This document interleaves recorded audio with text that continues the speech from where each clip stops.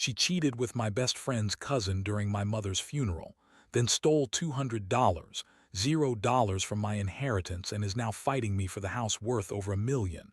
How did everything spiral into betrayal and court battles? Hello everyone. Dear listeners, please share your thoughts in the comments section below. And don't forget to like, share, and subscribe. Now, let's begin the video. Using a throwaway for obvious reasons, with certain specifics modified to preserve anonymity. I never thought my life would turn into some kind of twisted soap opera, but here I am, living it. It all started with small cracks in what I thought was a perfect marriage, and then everything exploded in ways I never saw coming. The craziest part, the betrayal didn't just come from my wife, Lisa. No, it went deeper into lies, theft, and a hell of a lot of courtroom drama. So let me start from the beginning. Lisa and I had been together for nearly 10 years. We got married young, built a life, had a nice house, good jobs, the usual. She was always a bit bitchy and manipulative, but I like to think she loved me. Or, at least I wanted to believe that. Things started feeling off about 6 months ago, but I couldn't quite put my finger on it. Small things. She'd be secretive about her phone, cancel plans last minute, get defensive when I asked where she was. Nothing concrete, just enough to make me suspicious. Then it happened. The day of my mother's funeral. I was already emotionally drained, trying to hold everything together for my family. We had a small gathering afterward at my parents' house. Lisa was acting weird, distant even. I noticed she kept texting someone, and when she thought I wasn't looking, she'd hide her phone fast. That night, I decided to check her messages. I know, trust is supposed to be the foundation, but I couldn't shake the feeling that something was wrong. What I found was a flood of messages between Lisa and her cousin. At first, I thought maybe it was innocent family stuff, but then I saw the way they talked, flirty, suggestive, talking about sneaking around, about how they couldn't keep their hands off each other. And the worst part, it was happening during my mother's funeral, during a time when I was supposed to be mourning. Lisa was screwing's cousin, Jake. That's right, Jake, my best friend's cousin. I couldn't breathe when I saw it. All those years I thought I knew her, and she was out there cheating on me with someone I trusted. But it didn't stop there. I kept digging through her phone. There were texts about money, too. She had been siphoning off money from my inheritance, more than $200, $0 gone. She kept telling me she was saving for a house for us, but I found bank statements showing she'd transferred money into some account she kept hidden. She lied about everything, about where the money was, what she was doing, who she was seeing. I was stunned. How did I miss all these signs? How did I not see how manipulative she was? And then the final blow. The day I confronted her, I had all the evidence laid out. I told her I knew about the affair, about the theft. Her reaction, denial. She played innocent, said I was paranoid, that I was imagining things. She called me crazy, told me I was overreacting, that I was jealous. But I knew better. I could see the truth in her eyes. She was a liar, a cheat, a thief. And she was willing to lie her way out of it, no matter what it cost. That moment hit me hard. I felt like I'd been punched in the gut. My trust broken, my wife betraying me during the worst time of my life. I'd always thought I was a good husband, working hard, providing, trying to make her happy. And now I was left with nothing but betrayal and questions. How did everything spiral so far out of control? How did I not see it coming? I was angry, devastated, and honestly feeling pretty stupid for not noticing the signs earlier. But I knew one thing: this wasn't going to end with her getting away with it. Not after all she'd done. I started planning quietly, carefully. I needed to know exactly how deep her deception went. The money, the affair, everything. I couldn't let her take what was mine, my inheritance, my house, my life. She thought she was clever, but I was about to turn the tables. I'll tell you one thing. Betrayal like this hits differently when it's someone you trusted with your life. It's not just about the money or the house anymore.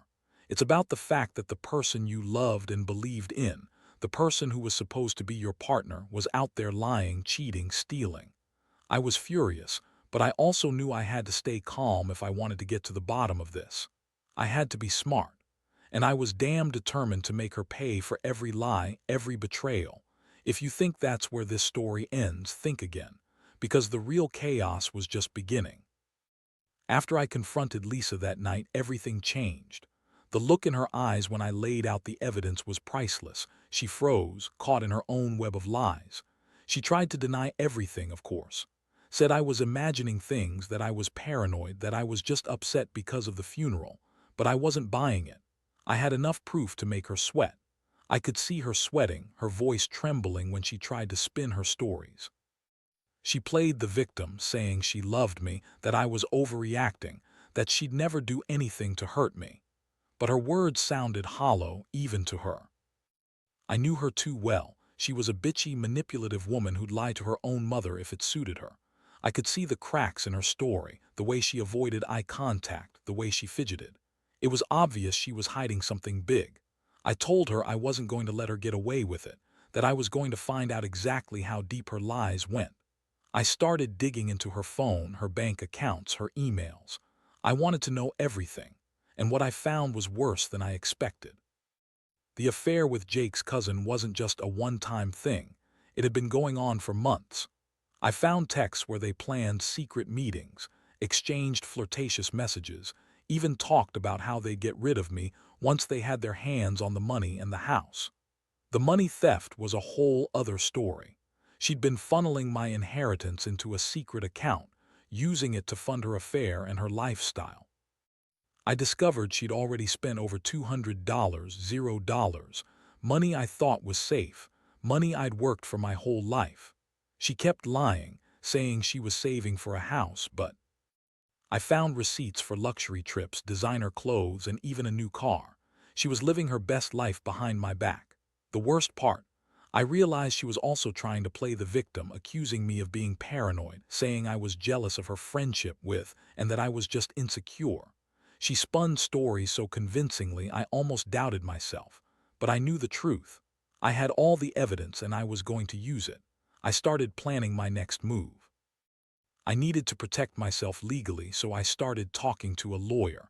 I wanted to get a hold of the house, which was worth over $1 million. I also needed to confront her again, but this time with a plan. I didn't want her to spin her web of lies anymore. I needed her to know I was serious. The day after I found everything, I scheduled a meeting with my lawyer. I also decided I'd gather all the proof I needed to take her to court. She thought she was clever, sneaking around, stealing money, cheating on me, but she didn't realize I was one step ahead. I had the evidence, and I was ready to fight for what was mine. My mind was racing: anger, betrayal, heartbreak. I kept thinking about how she'd lied to me during the funeral, how she'd stolen from me, and how she'd betrayed my trust. I'd always believed in honesty and loyalty, but she had shown me her true colors. I felt like I'd been hit by a train. Every time I thought about her, I saw her bitchy smirk, her fake tears, her lies. It made me sick. But I also knew I couldn't let her win. Not after everything. I had to be strategic. I started documenting everything: screenshots of her texts, bank statements, receipts, everything.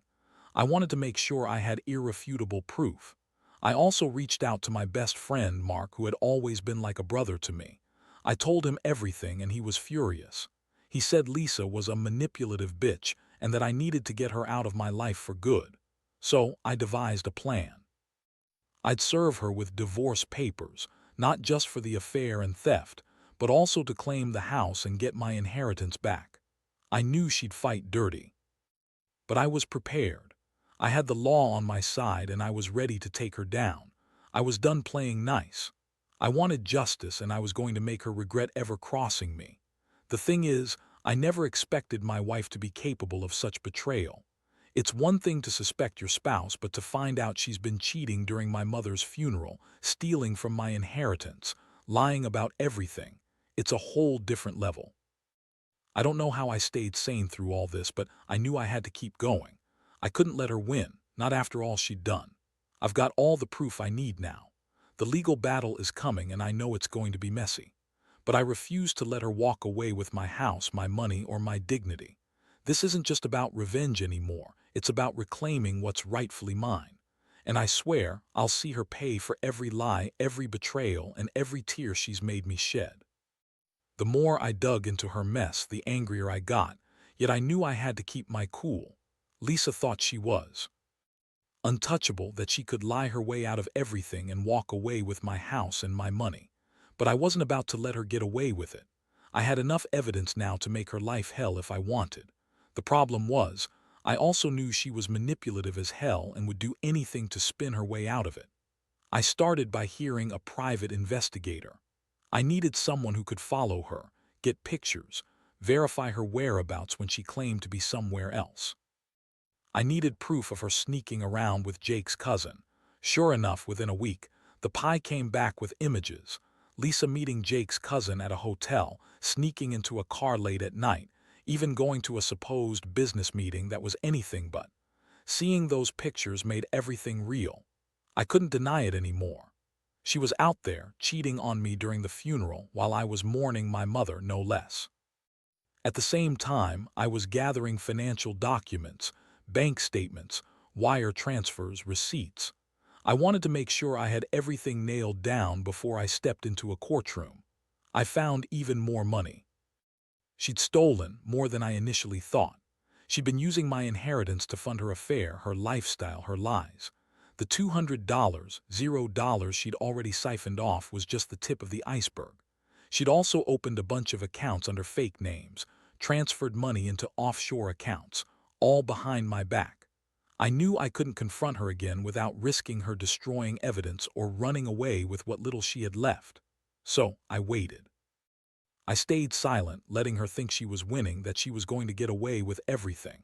Meanwhile, I prepared my legal case.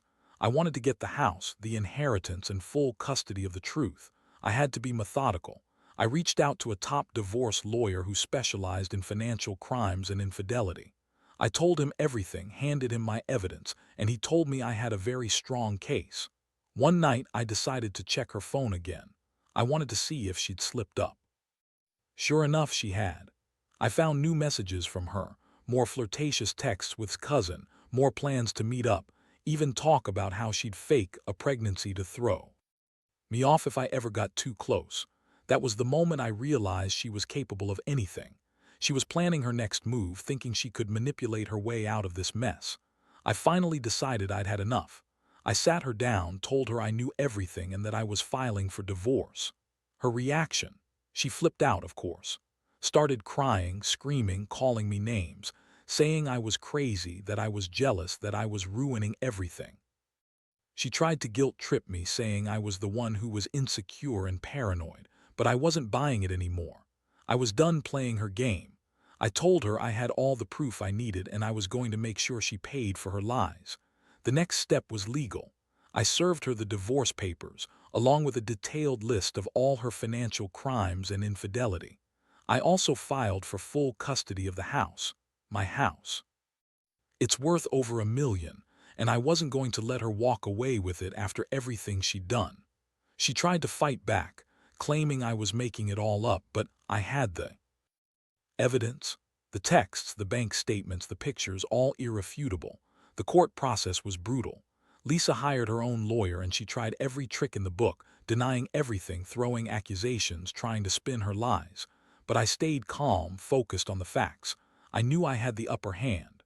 The judge ordered a forensic audit of her bank accounts, and that was when things really blew up. They found even more money she'd stolen, hidden away in offshore accounts. Her lies unraveled faster than she could spin them. The courtroom battles were intense. She appeared bitchy, defensive, and manipulative.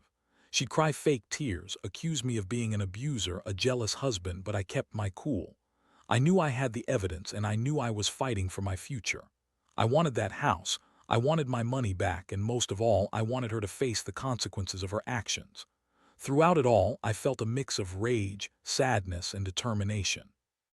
I kept thinking about my mother's funeral, the betrayal she had orchestrated during that terrible day, and how she'd used that grief to cover her own tracks. It made me sick too.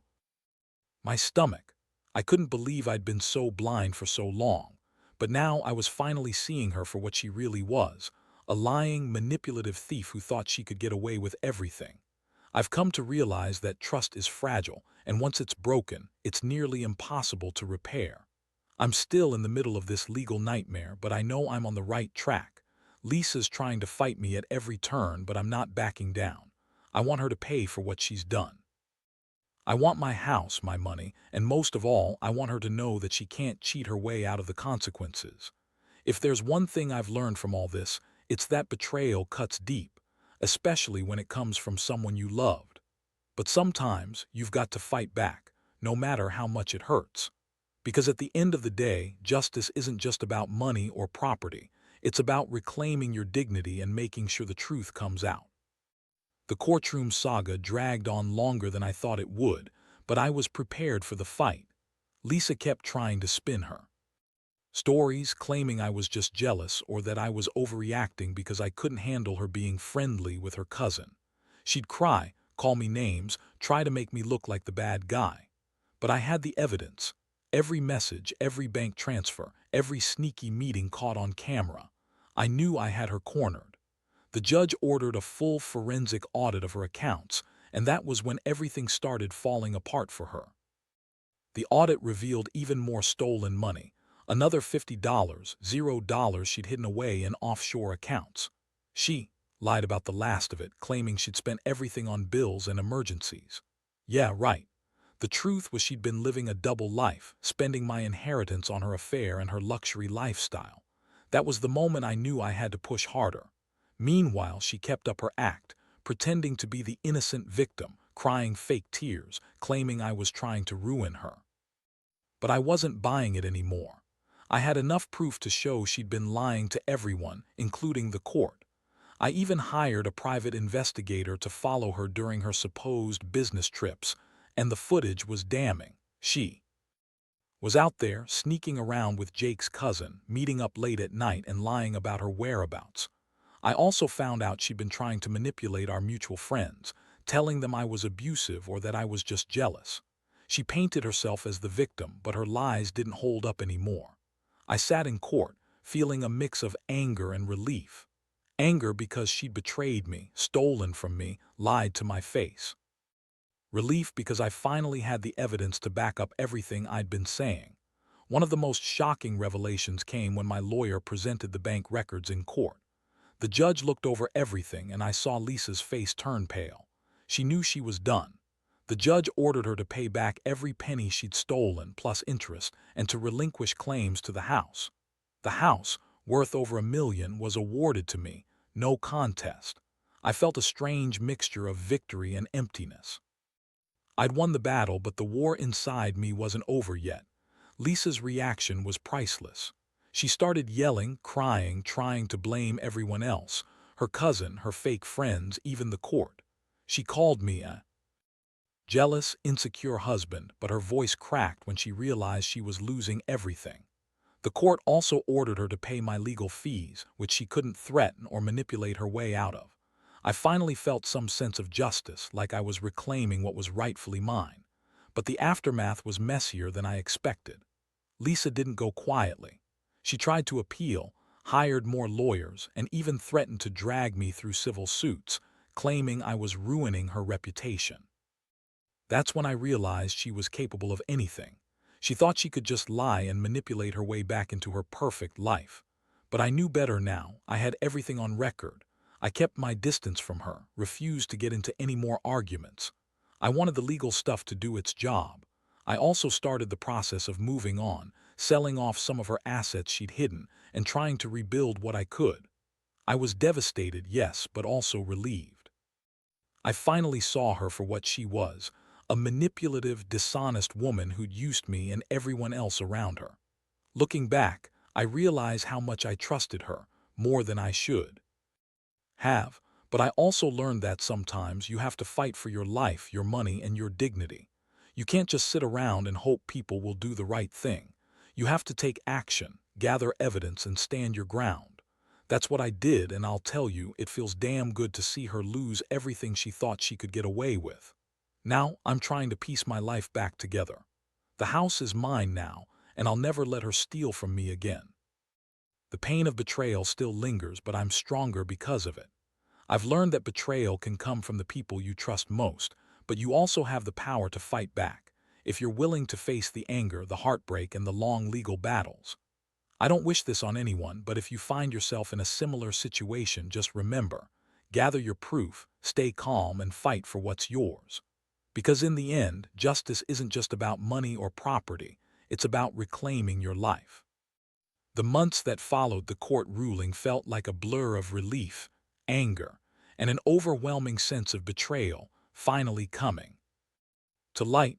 I moved out of the house, which was now officially mine, but the damage Lisa had done was etched deep into my mind. I couldn't shake the feeling that I'd been played for a fool for years, trusting her, believing her lies. Every day, I woke up wondering how I missed all the signs, how I let her manipulate me and everyone around us. Dealing with the aftermath wasn't just about the legal wins. It was about rebuilding my sense of self. I cut all ties with Lisa, cut off her access to anything that belonged to me, and started focusing on my own healing. I knew I couldn't erase what had happened, but I could control how I moved forward. I sold some of her hidden assets, paid off debts she'd racked up, and started to get back on my feet. The emotional toll was heavy, though. I felt a strange mix of anger and sadness. I was angry that she'd betrayed me during my mother's funeral, that she'd stolen from me, that she'd lied so convincingly for so long. But I was also sad, sad that I'd trusted someone I loved so blindly. It made me question everything. About relationships, about who you can really count on. One thing I realized was that she was a master manipulator. She knew exactly how to play the victim, how to twist facts, and how to make everyone around her doubt what was right in front of their eyes. Her bitchy attitude and constant lies made me realize I'd been living in a fog. I learned to be more cautious, more suspicious. Trust should never be taken for granted, not anymore. I also started to rebuild my social circle. I reached out to my friends, especially Mark, who had been by my side through all this. He helped me see that I wasn't crazy, that I'd been by her charm and lies. With his support, I began to rediscover what happiness looked like, small things like going for walks, reconnecting with old friends, and even taking up hobbies I'd abandoned. A big part of my healing process was blocking her from my life completely. I changed my phone number, deleted her from all social media, and refused to let her drama drag me down. I knew she'd try to come back with more lies or manipulations, but I was done. I'd fought hard and I'd won the legal battles. Now I needed to focus on myself. The house, which I now owned outright, became a symbol of my victory, but also a reminder of how much I'd been betrayed. I decided to renovate parts of it, make it truly mine again. I hired a contractor and turned one room into a personal sanctuary, somewhere I could escape the chaos and reflect. I realized I needed a space where I could heal, where I could feel safe again. Despite everything, I've learned some valuable lessons. Trust is fragile and people can hide their true selves behind a mask for a long time. Always pay attention to the small signs, secretive behavior, sudden changes in money, and manipulative tactics. Never ignore your instincts. And most importantly, never let someone steal your peace or your money without fighting back. Looking back, I can say I'm stronger now. I don't wish what happened on anyone, but I do wish I'd been more cautious from the start. If you're reading this and find yourself in a similar situation, trust your gut, document everything, and be prepared to fight. Because sometimes, the only way to reclaim your life is to stand up and say enough. I'm still healing, but I know I'll come out of this even better than before. Because at the end of the day, surviving betrayal is about finding the strength to move forward, no matter how deep the wounds run. Now, sitting here reflecting on everything, I realize just how much my life has changed because of all this chaos. I used to think I knew my wife, that she was my partner, the one I could trust with everything. Turns out she was a master at hiding her true self, manipulative, selfish, and willing to destroy everything for her own gain. During the court battles, I saw her true colors, bitchy, desperate, and lashing out because she knew she was losing control. Losing her was a mixed bag. Part of me felt relief that I was finally free from her lies, her manipulations, her theft. But another part still feels the sting of betrayal, the way she used my love against me, the way she stole from me during my mother's funeral, the way she lied about everything. It's hard to forget that kind of deception. It's hard to trust again when someone you loved turns out to be your worst enemy. My biggest lesson: never ignore the small signs, the secretive texts, the sudden withdrawals from accounts, the way she deflected when I asked questions. I should have trusted my instincts sooner. I should have seen through her fake tears and manipulative charm. But I guess everyone wants to believe in the best in their partner until they're by the worst. I also learned the importance of protecting yourself legally. Gathering evidence, hearing professionals, and standing your ground made all the difference. If I hadn't documented everything, I might have lost the house, my inheritance, or worse, my peace of mind. Fighting for justice wasn't easy, but it was necessary. Because if you don't stand up for yourself, no one will. Today, I'm rebuilding my life. The house is mine, my money is safe, and I've started trusting myself more. I've become more cautious about who I let into my life, and I don't take trust lightly anymore. I still feel the pain of betrayal, but I also feel stronger, more resilient than I ever thought I could be. To anyone reading this who's going through something similar, I want to say, don't give up. Fight for what's yours. Protect your heart, your money, and your dignity. Be smart, be cautious, and don't let anyone manipulate you or steal from you. Sometimes the only way to get out of a betrayal like this is to stand tall, face the truth, and take your life back. In the end, I've learned that betrayal doesn't define me. How I respond to it does. I've come out of this battered but stronger, more aware, and ready to rebuild a better life. And that's all I can ask for.